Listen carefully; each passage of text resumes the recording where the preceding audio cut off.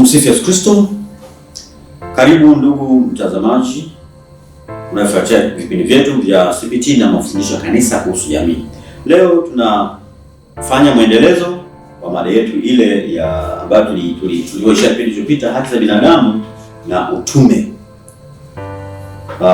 Tuliongea juu ya mambo mbalimbali kuhusu namna ya kufanya mabadiliko kama azimio la haki za binadamu lililopita. Mtu anapaswa kutofautisha kati ya nchi, mabara, kati ya biashara, mashirika ya kimataifa na kadhalika. Lakini pia tukatoa mfano kwamba tunaweza tukafuatilia haya kupitia kitabu chetu kinachoitwa Maadili na Utaratibu wa Kijamii. Tazama katika kitabu cha tafakari za kimaadili na mtaguso wa na mchango wa CBT kwa dira 2050. Leo tunaangalia mafundisho ya kanisa ya kijamii ya kanisa kuhusu maelezo muhimu ya utaratibu wa kijamii tunaoueneza. Ikiwa mwelekeo wa kitaasisi unasisitizwa sana, basi mfumo wa Injili unaozungumziwa wazi wazi kuhusu maadili yanayoenezwa na haki za binadamu hautakuwa na nafasi ya kufundishwa kwa nguvu. Nizungumza juu ya hoja hii. Sasa,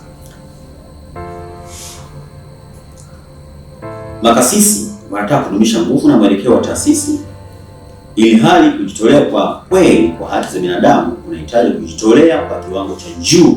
Harakati iliyopangwa ya walei kushiriki katika masuala ya kiuchumi na kisiasa ya siku hiyo. Kwa vyama vyetu vya kimisionari ni sehemu ya makasisi na vina mawazo sana.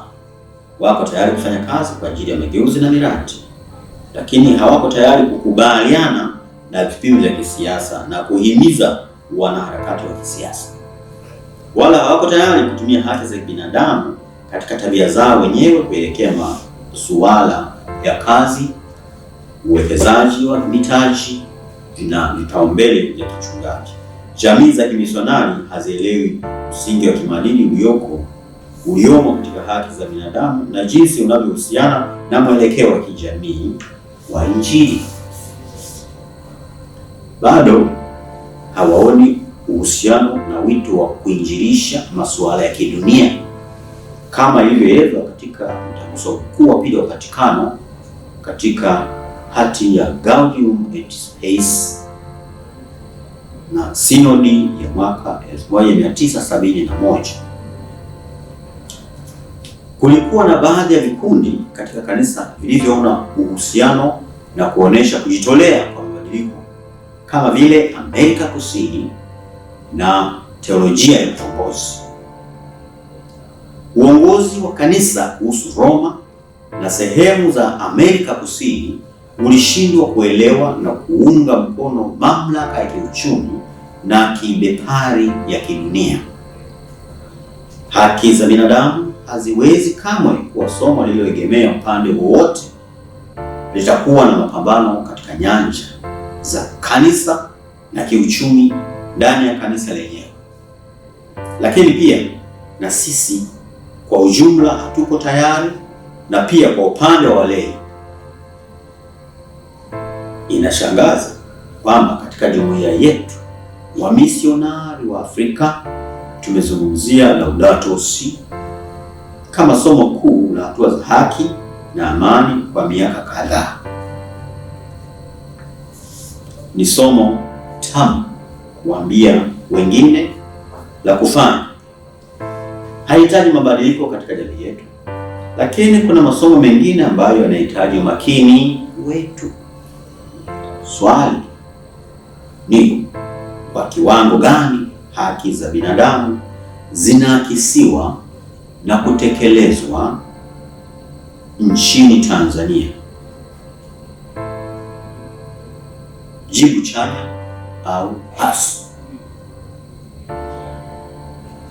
Haki za binadamu nchini Tanzania zinaakisiwa na kutekelezwa kwa kiwango mchanganyiko chanya na hasi, kwani yako maendeleo kisheria na taasisi kama Tume ya Haki za Binadamu zinazowekwa kulinda Lakini pia kuna changamoto na ripoti za ukiukwaji wa haki kama kukamatwa kiholela kwa watu na uhuru wa kujieleza ambao unaminywa na kubakwa, ikionyesha juhudi na upungufu kwa kiwango chanya. Maana kuna juhudi na utekelezaji vinachanganyika. Mifumo ya kisheria, katiba ya Tanzania na sheria nyingine zinatambua na kulinda haki za binadamu kama vile sheria ya utekelezaji wa haki za msingi na wajibu. Na hili kwa sababu ziko ndani ya katiba. Taasisi zilizopo, kuna Tume ya Haki za Binadamu na Utawala Bora katika mabano THBUB, iliyoundwa kulinda na kukuza haki, na Tanzania imesaini mikataba mingi ya kimataifa. Uelewa unaongezeka miongoni mwa wananchi, wasomi na mahakama kuhusu umuhimu wa haki za binadamu kuna ongezeko, lakini kiwango hasi ni changamoto. Ukiukwaji, ripoti za mashirika ya haki za binadamu zinaonesha matukio ya ukiukwaji kama vile kukamatwa kiholela kwa watu kuteswa na kutekwa nyara.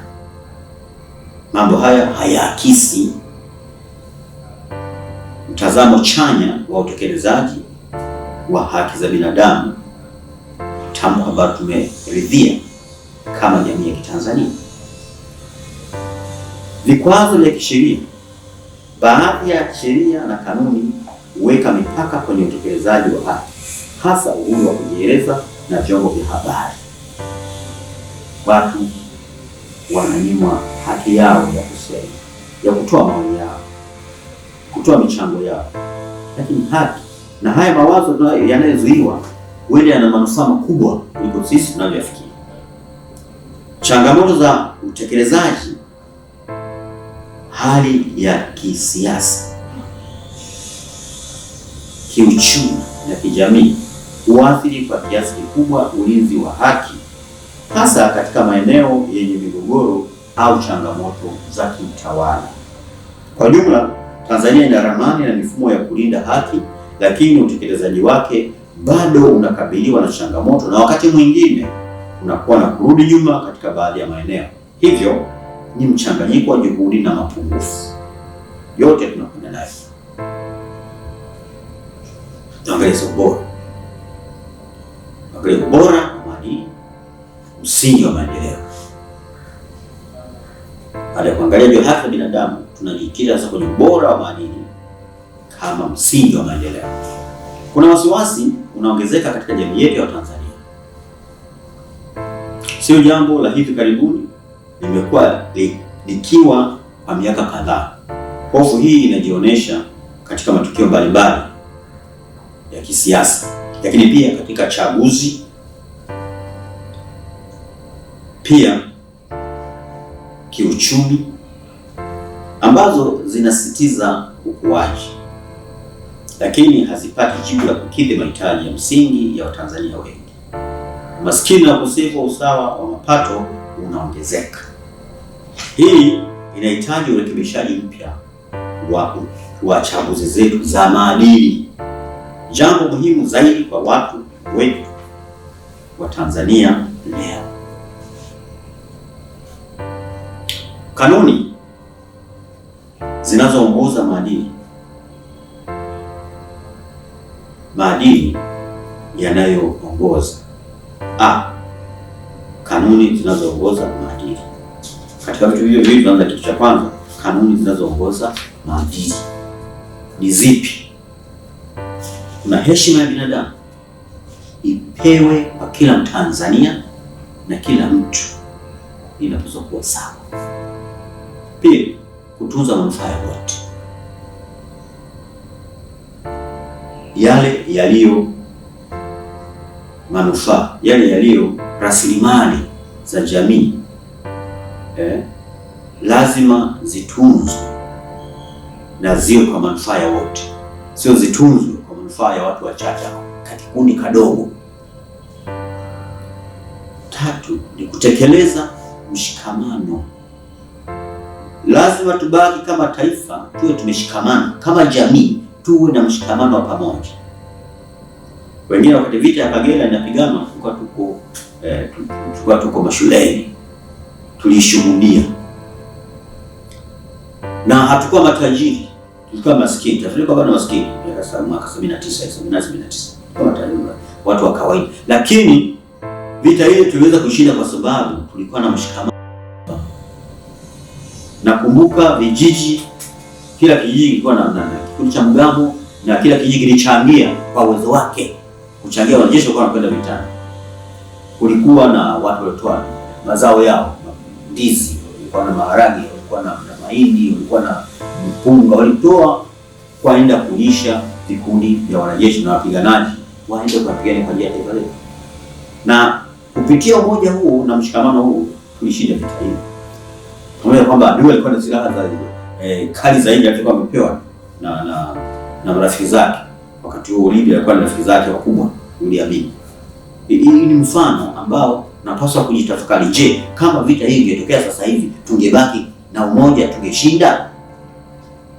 Isingekuwa kama wachache wanarubuniwa kufanya vitu vya ajabu kwa vihela vidogo vidogo tu hivi. Je, tukiwa na maadui wanakuja na vitu vizito, tutastahimili kulinda taifa letu? Ni maswali tunaweza kujiuliza sisi wanajamii. Na cha 4 ni kutawala kupitia ubia. So lazima moja kwa moja, lakini kupitia ubia. Kuna wale wako chini wanaleta mrejesho kwa mamlaka za juu. Kanuni hizi lazima zitafsiriwe katika programu za kiuchumi, kijamii na kisiasa. Hizi kanuni zilizosema za heshima kwa binadamu, kutunza manufaa yote, kutekeleza mshikamano, kutawala kupitia ubia, kanuni ya UNI, lazima zitekelezwe, zitafsiriwe katika programu za kiuchumi, kijamii na kisiasa, kuunda njia za kimuundo zinazohakikisha utekelezaji wa kanuni hizi na mifumo ya udhibiti inayohitajika ili kuweka maslahi tofauti katika utendaji ulio sawa. Hii inahitaji utamaduni wa maadili. B. Usawa wa maadili, utamaduni ambao unakubaliana kama jamii ni tabia gani inayotarajiwa, ambapo kuvunja utamaduni kuna shutumiwa hadharani. Utamaduni huu siku hizi uko utamaduni, mtu akifanikiwa kupata mali kwa njia za udanganyifu, jamii na msifu kama mjanja huyu. Unaona, yule jamaa kaanza kazi, ana miaka 3, ana gari kubwa, na basi la abiria, amejenga na nyumba kila mkoa. Ni sifa hii. Lakini jamii ilipaswa kujiuliza, huyu mfanyakazi ambaye ni mfanyakazi wa jamii amepata wapi fedha hii? Amepata wapi utajiri huu? Na kuhoji, je, utajiri hautokani na vifo vya watu wanakufa hospitalini kwa kukosa huduma, kwa sababu rasilimali zile zitakao kwenda kule amezichukua yeye? Ni mambo ambayo tunapaswa kujiuliza na kuhakikisha kwamba tunapotengeneza sera, tunapoangalia juu ya haki, tunasimama kama taifa. Hivi hii tunaita utashi wa kisiasa kitaifa. Maadili kama uaminifu, kujitolea, uvumilivu, haki, uhuru, uadilifu, uwajibikaji, shirikishi. Hivi vitu tunapaswa kuviweka kama tunu msingi ambazo kila raia, kila mwanajamii, kila Mtanzania anapaswa kuzingatia mambo hayo pale alipo, kuanzia chini mpaka juu. Tukiyazingatia haya, tutakuwa na jamii yenye amani, yenye utulivu na yenye maendeleo endelevu. Jamii iliyo tayari kukanusha maovu kama vile uchoyo, binafsi, ulafi, ulaghai, uongo, udanganyifu na ufisadi. Jamii hii itakayokuwa tayari kupigana mambo haya ndiyo inapaswa kuwepo Tanzania, na jamii hii ndiyo itakayoitwa ni jamii imara na shupavu yenye utashi wa kisiasa. Sasa kuyatekeleza haya, utashi wa kisiasa ni lazima uwepo. Vyombo, mifumo, vyombo mbalimbali vya serikali, vya kitaifa lazima viwe tayari kuyatekeleza hayo bila ubaguzi wala bila upendeleo. Wito wa harakati za uamsho wa maadili. Hii ina maana uongozi wa maadili, malezi ya maadili kama dini, taaluma, shule, katika elimu na vyombo mbalimbali vya habari. Malezi endelevu ya maadili, programu za elimu ya watu wazima kupitia njia za kidijitali na bado hata za kianalojia katika baadhi ya maeneo ya jamii yetu bado inahitajika sana. Wakala wa sheria na utaratibu kuwa walinzi wa utaratibu wa maadili kabla ya usahihi wa sheria na taratibu za kisheria. Manake maadili yatangulie mbele ya sheria, sio sheria itangulie mbele ya maadili.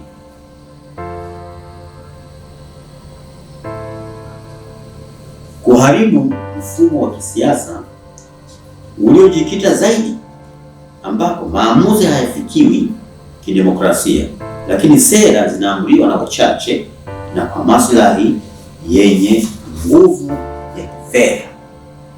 Hii inasababisha mawazo ya kuona ukuaji wa uchumi kuwa muhimu zaidi kuliko kuona mahitaji halisi ya msingi ya kijamii kwa kila mtu. Ndio maana vyombo vya kifedha, vyombo vya mamlaka ya kiuchumi vinaposema uchumi umekuwa, sehemu kubwa ya wananchi wanajiuliza, mbona mimi sioni mabadiliko? Ukipita mtaani huko utasikia, mbona mimi bado napata mlo mmoja, mbona mimi bado sipati huduma, mbona mimi nikiugua nikienda hospitalini shida. Tatizo linakuwa bado liko hapa. Hivi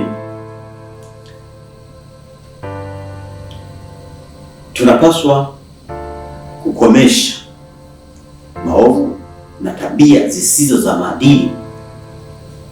Hizi zinapaswa zikomeshwe kwa kutoa huduma ambazo ni huru na zenye uwezo wa kuadhibu zisizoathiriwa kisiasa. Ziwe huru kusimamia maadili na kutoa adhabu stahiki kwa makosa stahiki yaliyofanywa na wanajamii ambao wamekubali kwa katika jamii yetu, ambao sisi tumekubaliana kama jamii kwa tunaishi katika misingi ya haki na usawa wa kibinadamu. Huduma zilizopo hazina uwezo wa kutenda na kuingilia kati moja kwa moja na kubeba ushawishi wa kimahakama. Malezi endelevu ya maadili yanahitaji taasisi na rasilimali, na hizo lazima zipatikane katika ngazi za msingi za kijamii, za kifamilia, za ujirani, za jamii wenyeji, elimu ya msingi na kadhalika. Inapojumuisha programu, vitabu, huduma za ombudsman na katika ngazi ya mtaa, uingiliaji kati mzuri nje ya mahakama wenye mamlaka ya kulazimisha utekelezaji.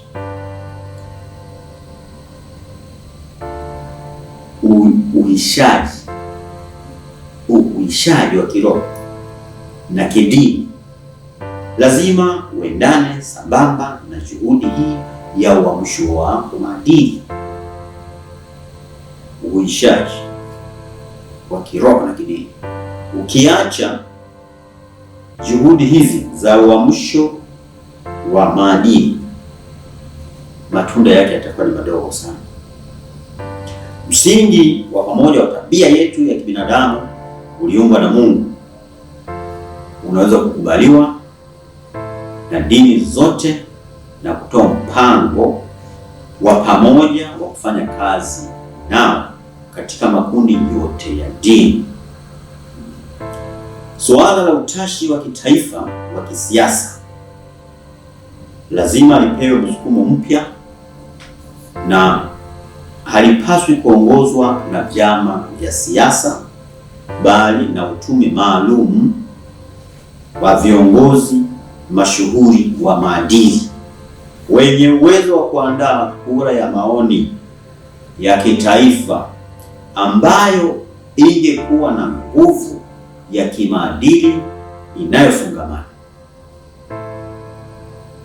Kwa ufuatiliaji katika hati ya thamani ya Azimio la Haki za Binadamu kwa watu wa Tanzania, hati kama hiyo inapaswa kuwa na thamani ya kauli ya katiba takatifu na inayofungamana kwa wote. Kwa nini maadili ni muhimu katika jamii? Katika jamii, maadili yanakuza uaminifu, maadili yanakuza ushirikiano, maadili yanakuza utulivu. Mfano mdogo, mtoto mdogo anayekwenda chekechea akiweza kupita katika mitaa anapoelekea shuleni kwake, akafika shuleni, akifika njiani akipatwa na kitu, mtu yeyote aliye karibu pale anamsaidia yule. Hajui ni mtoto anaye, kila mmoja ni mtoto huyu, anahitaji msaada wangu mimi mtu mzima. Hiyo ni ishara kwamba jamii hii inaheshimu maadili. Hivyo hati kama hiyo inapaswa kuwa na thamani ya kauli ya katiba takatifu na inayofungamana kwa wote. Mfungamano huu uonekane katika utendaji, katika matendo haya. Kuna haki inatendeka, kuna kila mmoja anatendewa haki, hakuna uonevu, hakuna anayeonewa, hakuna anayechukiwa, hakuna anayesukuma pembeni. Tuko pamoja wote kwenye foleni moja. Katika jamii, maadili ni muhimu sana kwa sababu yanakuza ushirikiano na utulivu. Katika jamii, bila maadili hakuna utulivu, hakuna amani, hakuna upendo, hakuna ushirikiano. Maadili ya kiraia ni muhimu katika kuanzisha jumuiya yenye heshima. Maadili ya kiraia ni muhimu katika kuanzisha jumuiya yenye heshima, inayoheshimiana. Na heshima maana yake ni kuthaminiana, kujaliana, kuhudumiana, kumhudumia mwenye yule mdogo mnyonge anayepata shida, tuko pamoja naye, anajiona yes, hii ni huduma ambayo, hii ni jambo ambalo inahitaji kuishi nayo. Na uraia mara nyingi huunganishwa na maadili haya, mara nyingi huoneshwa uaminifu na uwajibikaji. Je, maadili yanachangia vipi katika jamii ya binadamu? Maadili hukuza uaminifu, msingi wa mwingiliano mzuri wa kijamii.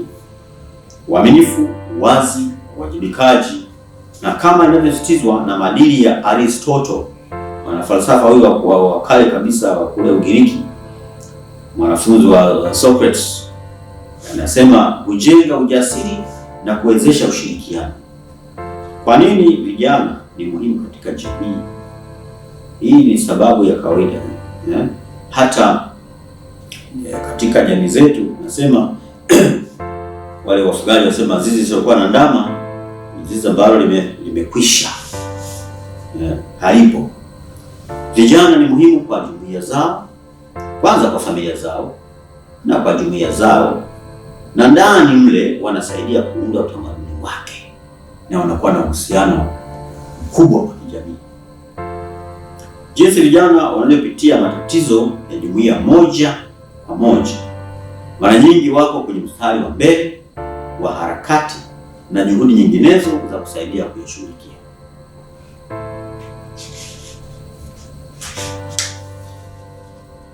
Pendwa, baada ya kuangalia mada hii, niwaalike tena, niwaalike katika kufuatilia habari zinazohusu CPT na mafundisho ya kanisa kuhusu jamii kwa kutembelea tovuti yetu ya